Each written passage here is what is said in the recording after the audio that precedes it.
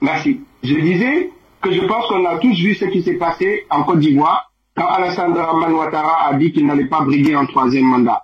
Il a suffi que Emmanuel Macron soit venu à sa rescousse pour que l'on voit la CEDEAO se plier sous la volonté d'Alassane Dramane Ouattara. Donc, en Côte d'Ivoire, la CEDEAO a été incapable de régler la question du troisième mandat. En République de Guinée, la Guinée-Conakry comme certains le disent, la CEDEAO a été incapable de régler la question du troisième mandat. Aujourd'hui au Sénégal, là où on nous parle de démocratie solide, de démocratie, aujourd'hui la CEDEAO ne se prononce pas par rapport à cette question du troisième mandat.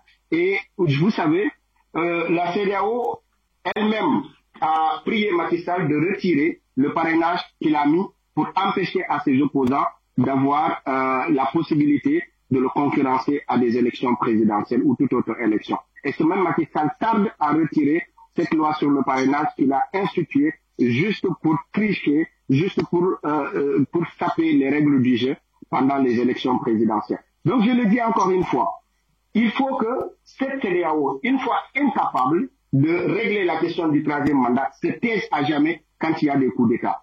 Quand le peuple sénégalais est tué, quand nous perdons 14 jeunes sénégalais au mois de mars, nous n'entendons pas la CEDEAO se prononcer là-dessus. Quand, pour certains qui le disent, il y a eu beaucoup de morts en République de Guinée, le peuple de Guinée n'a pas entendu la CEDEAO s'exprimer là-dessus. Quand on voit au Burkina les manifestants être violemment réprimés, on ne voit pas la CEDEAO lever la voix pour dire stop, vous devez respecter le droit de manifester des populations. C'est tout cela qui finit par exacerber la colère des différentes populations. Quand nous voyons des détournements de fonds, quand nous voyons au Sénégal Macky Sall emprisonner injustement des opposants, emprisonner injustement Karim Wade, parce que simplement que c'est un adversaire de taille, emprisonner injustement Khalifa Sall, parce que simplement c'est un adversaire de taille, vouloir emprisonner injustement Ousmane Sonko, parce qu'il représente vraiment le choix de la jeunesse sénégalaise. Je pense que tout cela est antidémocratique. Et face à toutes ces violations de notre démocratie, jamais on entend la CEDEAO se prononcer. Quand il y a des détournements, quand des accords qui devraient profiter aux populations sont signés simplement pour satisfaire des intérêts occidentaux, on n'entend pas la CEDEAO se prononcer là-dessus. C'est que la CEDEAO perd sa crédibilité en Afrique parce qu'au final, ça devient un syndicat de chefs d'État qui se soutiennent mutuellement contre les volontés des populations.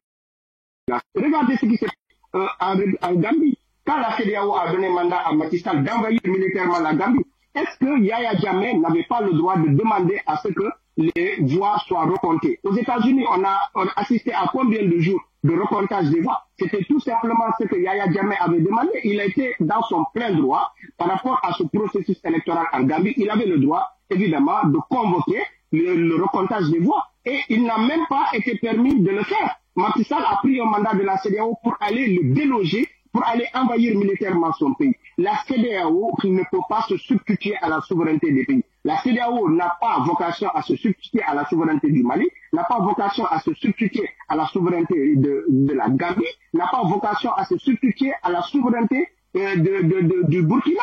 Parce que tous ces pays peuvent, de façon très logique, de façon très cohérente, adopter leur propre chemin, adopter leur propre voie pour atteindre le développement. Dans tous les pays de la sous-région, on voit que nous sommes tous des pays pauvres et très endettés. Et maintenant, quand il y a un pays courageux qui, comme le Mali, veut faire autrement, veut choisir ses partenaires, veut choisir par quelle méthode il va combattre le terrorisme, on entend des cris de tout part, nous des cris de scandale que le Mali est en train d'inviter des mercenaires, on entend des insultes des autorités vis-à-vis des autorités maliennes, et ce même Macky Sall se permet de les désigner comme la junte, ce qui est une insulte. Je pense que lui, Macky Sall, ne voudrait pas que des autorités de notre pays lui manquent autant de respect. Il devrait respecter le choix du peuple malien, et sur RFI, devant Alain Focar, il a eu à dire quelque chose qui est une insulte pour la souveraineté et pour le peuple malien. Il a dit que ceux qui sont dans la rue ne sont pas le malien, que ce sont des personnes manipulées par les réseaux sociaux